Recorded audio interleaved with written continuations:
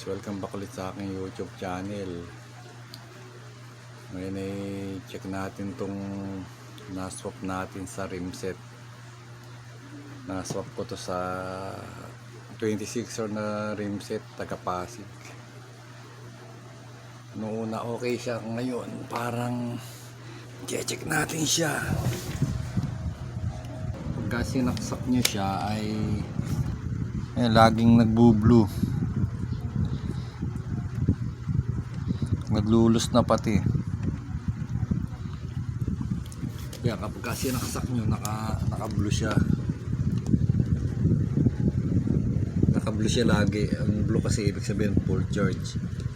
Hindi ko alam kung shorted siya. Ayan, kapag kaganan nyo, nawawala. Kapag kaganyan, nag-charge. Kapag ka-blue, ano na yun, full charge ibig sabihin.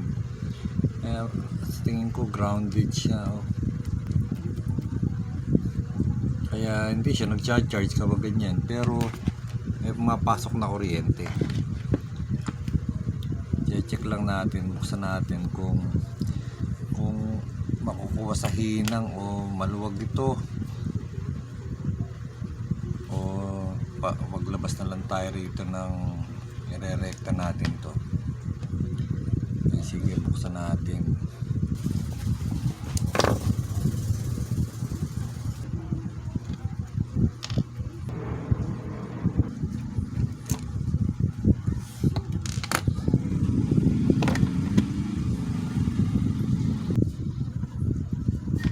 Ito siya.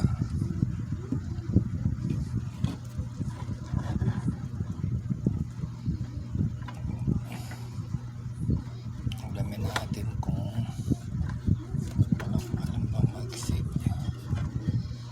Tanggalin mara natin itong mag-save. Dalawang mag-save.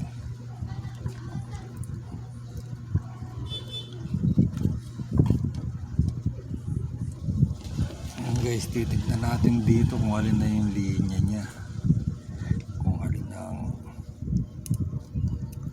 positive at negative. Dapat dahan nating tatanggalin para ganda siguro pa grinder na lang.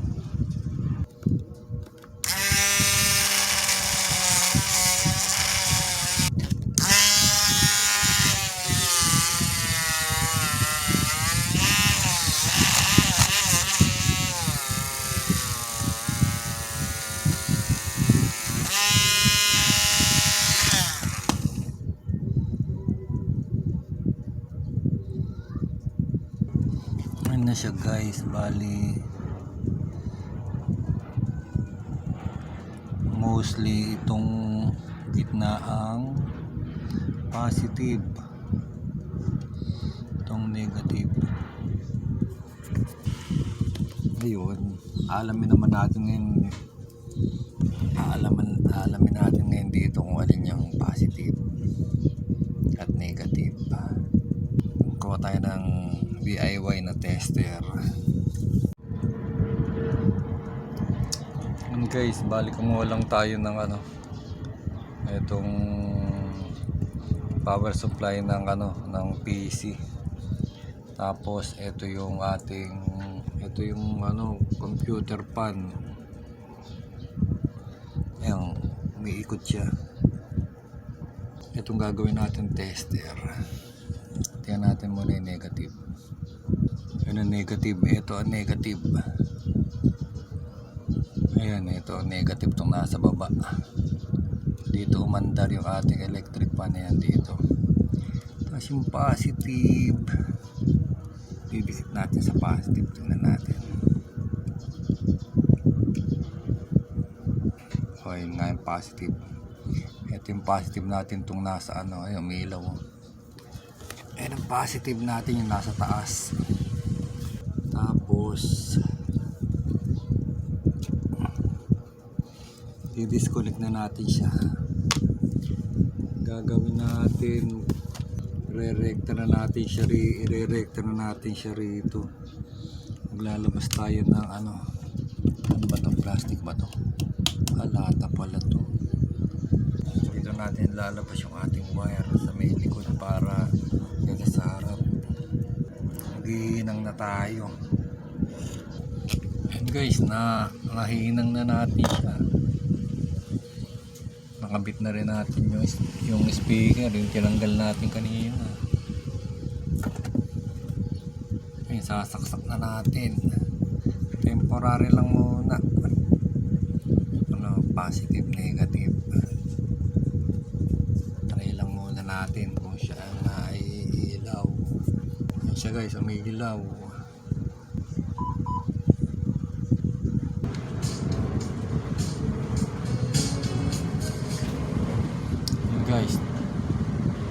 Yan guys, tumutugtog na siya.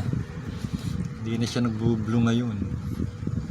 Kaya okay na siya.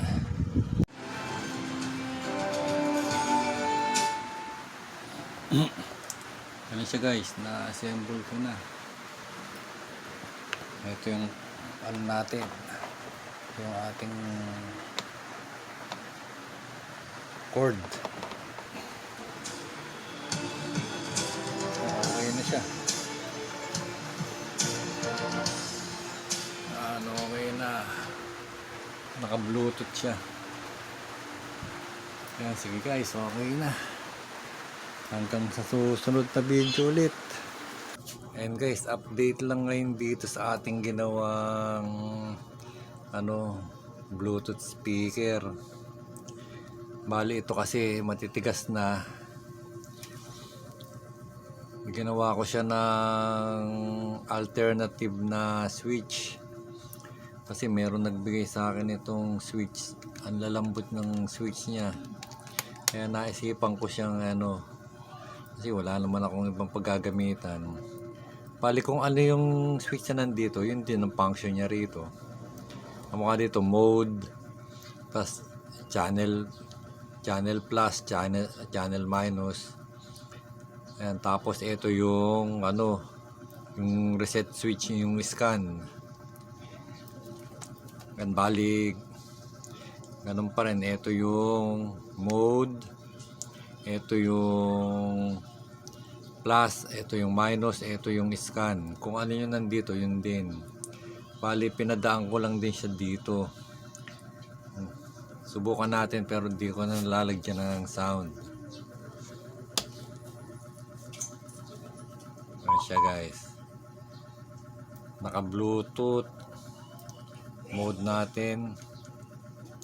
Ayan, naging na siya, radyo. Tapos hindi ko alam kung para saan tong run. Tapos Bluetooth ulit, tapos radyo.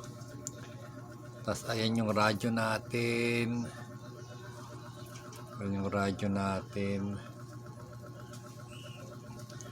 Ayan, lilipat natin.